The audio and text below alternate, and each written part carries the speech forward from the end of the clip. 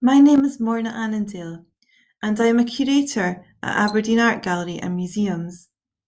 I look after our decorative art collection, including ceramics, glass, metalwork, jewellery, costume, and textiles. We have a lovely collection of objects related to drinking, including tea sets, coffee sets, drinking glasses, quaichs, and decanters. This presentation explores the history of decanters from ancient Rome to the present day. So, why do you think pouring wine into a decanter may improve the taste or be beneficial in other ways? Firstly, sediments are left in the original bottle. Transparent glass decanters are best so that you can see when to stop pouring the wine to ensure the sediment is left behind. Secondly, aeration, because the wine can breathe and an oxidization process can begin, which reduces any harsh tastes like tannins, although some wine experts dispute this. Thirdly, aesthetic reasons, because the wine looks nice in the elegant decanter and increases the social standing of the host. And lastly, anonymity, because no one knows the name of the wine or where it was made. So you can use a cheaper wine that tastes nice and your visitors will be none the wiser. Glass has been made since the Bronze Age about 3,000 years ago. In several ancient languages, glass is called man-made stone. This is because some of the colours of the glass looked like the colour of agates or precious stones. Early glass was made into beads, perfume bottles, and bottles for ointments and oils for ancient funeral rites. Glass was also used as markers for board games. The Romans started using decanters 2,000 years ago.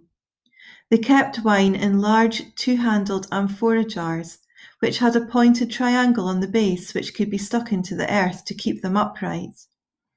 They were too large for one servant to carry for serving wine, so the wine was decanted into glass decanters. Wine was poured from the bottle during medieval times and until the late 17th century, when decanters came back into fashion.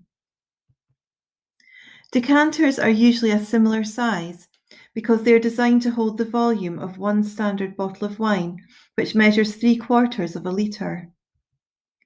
Decanters can be used to serve wine or spirits such as whiskey, brandy, and rum. Cruciform is one of the oldest forms of British decanters and has a cross-shaped body.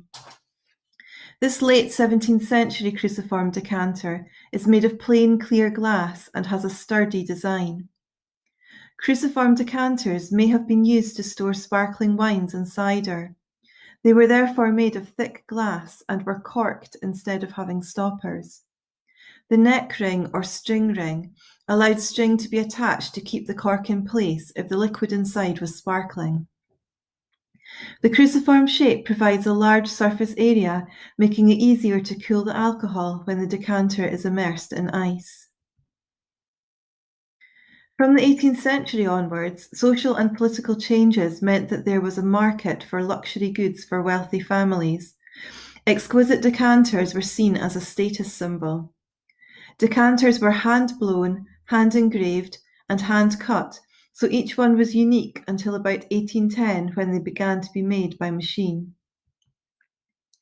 The mallet-shaped decanter was introduced in the mid-18th century and has narrow shoulders and a wider base. It was named after the shape of a stonemason's mallet. This mallet-shaped decanter has an engraving to inform the drinker that it contains white wine.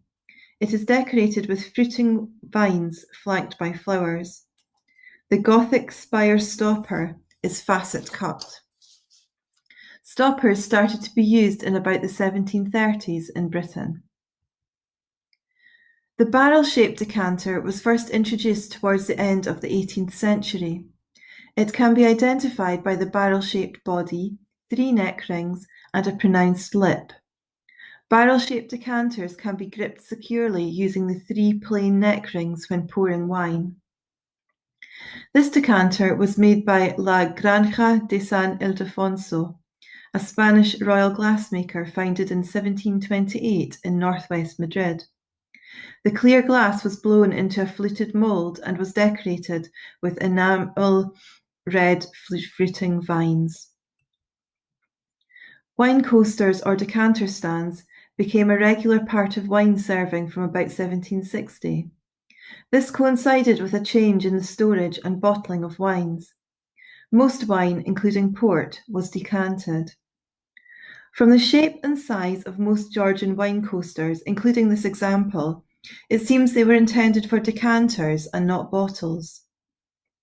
This circular wine coaster or decanter stand has raised straight sides and a turned wooden base set with a central silver disc. It has an applied reed border rim, and the sides are decorated with engraved floral garlands and swags, which are punctuated by star-shaped flowers with pierced centres. It was made by James Erskine, who was born in Aberdeen and was the son of a wine merchant. He was apprenticed to James Smith in Aberdeen in 1781 and registered as a goldsmith in 1789. He took on 7 different apprentices throughout his career.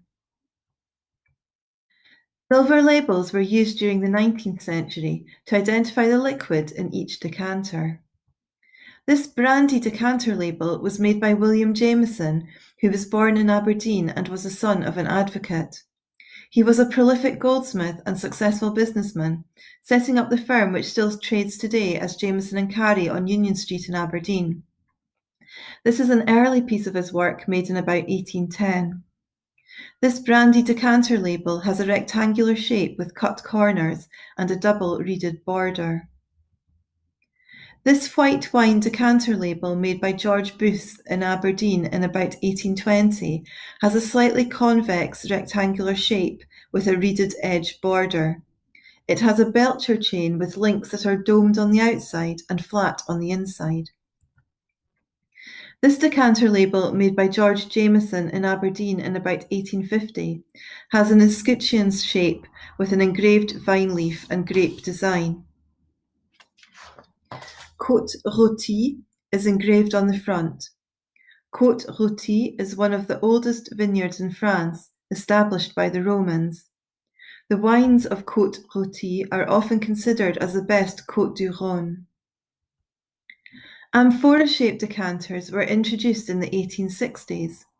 They were inspired by ancient Greece and have an ovoid body on a flat foot.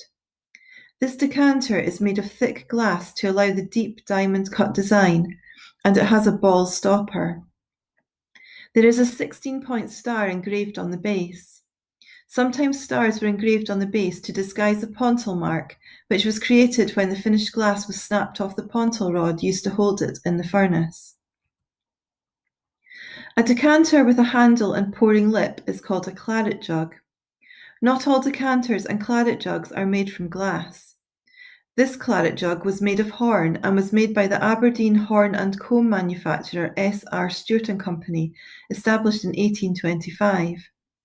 It can be dated to between 1883 and 1884 from the London hallmarks which are stamped on the silver mounts. The applied decoration in gilt, bone, and mother of pearl features beautifully crafted birds and insects that also help to date this claret jug. The use of semi-precious materials is typical of the Art Nouveau movement, as is the elegant shape of the jug. The East Asian subject matter featuring cranes, chrysanthemums, bamboo, and dragonflies typifies the Japanismo style, which was popular throughout Europe during the late 19th century. Some decanters and claret jugs are accompanied by matching glasses or beakers like the one pictured. The term claret nowadays is used for dark red wine, but at the time this claret jug was made, in about 1890, claret referred to the light red wines of Bordeaux in France. When red wine is poured into a clear glass decanter, it is easy to see when to stop to ensure any sediment remains in the original bottle. The cut-line decoration on the neck of this claret jug is echoed on the hollow-blown ball stopper. A nef is a boat-shaped table ornament for holding salt, spices, or wine, and was first used in medieval France. This nef, dated 1850 to 1899, takes the form of a purple glass boat with a clear glass spout and is decorated with applied prunts and gilt speckled decoration. It is on a stemmed spreading foot and has a scrolling handle with balloon knop. It is completed by a vertical glass lattice finished with a horn-like swirl simulating the mast of the boat. The Renaissance, which emphasized the importance of Latin and Greek classical literature, took place in Italy from the mid-14th century to early 16th century. Art flourished during that time, including glassmaking. Venice became an important centre of glassmaking during the medieval period and during the Renaissance. One of the main reasons for Venice's success was its geographical location, because it was well positioned to trade with other countries. Venice established a navy to protect goods as they travelled to market. In the 13th century, small-scale sellers moved around Europe selling Venetian glass. The Venetian Guild of Glassmakers was active in the 13th century, and in 1271 its statutes were very strict. Only Venetian glassmakers were allowed to work in Venice. It was illegal to import foreign glass, and glass could only be exported in the late summer. Furnaces could only operate from January to August. Only a certain size of furnace was allowed, and the fires had to be tended through the night by 2 watches. Raw materials were imported into Venice by boat. Pebbles from the river Ticino were crushed to make sand, and a seaweed called Berea was imported from Alicante to be used for soda ash. Glassmakers specialised in making vessels or flat glass or bottles or beads. Bead making was important for making rosaries and jewellery and for using as currency when bartering with people from other cultures. In 1292, all Venetian glassmakers had to move to the island of Murano, 3 miles away from Venice. This reduced the risk of fire in Venice and allowed the glassmakers to become a tight-knit community. It also allowed them to keep their glassmaking techniques secret from the rest of the world. Venetian glassmakers were banned from practicing elsewhere, and reprisals for anyone breaking the rules included poisoning and death.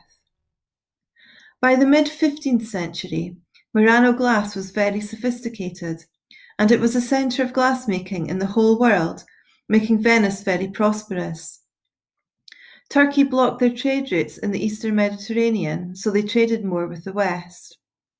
From 1490 onwards, Venetian glassmakers started to work elsewhere in Italy or Europe. Venetian glass was expensive and was used for display rather than for practical use. Decanters with traditional designs continued to be popular in the 20th century, as well as decanters influenced by new design trends like Art Deco in the 1920s and 1930s. These Art Deco barrel-shaped decanters were made in France in the 1920s to 1930s. The intensity of the coloured bands changes depending on the colour of the alcohol inside. They have matching pillar-fluted stoppers and were possibly used to serve spirits. Aberdeen has traded with the Baltic since at least medieval times.